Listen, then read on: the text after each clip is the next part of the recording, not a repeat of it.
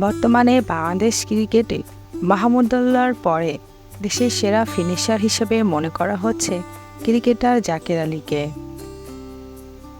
জাকের আলী মূলত একজন ফিনিশার। তার অসাধারণ ব্যাটিংয়ের কারণে ইতিমধ্যে তিনি বাংলাদেশ ক্রিকেটে বর্তমানে ব্যাপকভাবে জনপ্রিয় হয়ে উঠেছেন।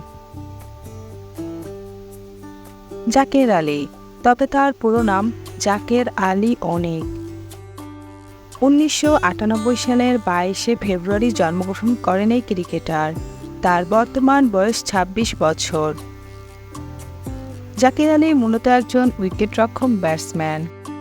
2023 সালের 4 অক্টোবর মালয়েশিয়ার বিপক্ষে টি-20 ক্রিকেটে অভিষেক হয় তার। 2024 সালের আইসিসি টি-20 বিশ্বকাপে বাংলাদেশ দলের হয়ে ক্রিকেট খেলেছেন এই ক্রিকেটার। জাকের আলী এখন পর্যন্ত মোট 17টি টি-20 ম্যাচ খেলেন। জাকের আলীর জন্ম বাংলাদেশের সিলেট জেলায়। জাকের আলী ইসলাম ধর্মের অনুসারী। জাকের আলীর জাতীয়তা, তিনি একজন বাংলাদেশী।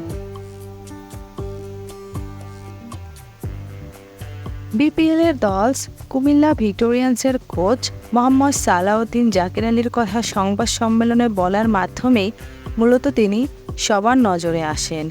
এছাড়াও বেশ কয়েক বছর ধরে ব্যাপক ভালো পারফরমেন্স করেছেন এই ক্রিকেটার। এখন দেখা যাক জাতীয় দলে তিনি নিজেকে কতটা মেলে ধরতে পারেন।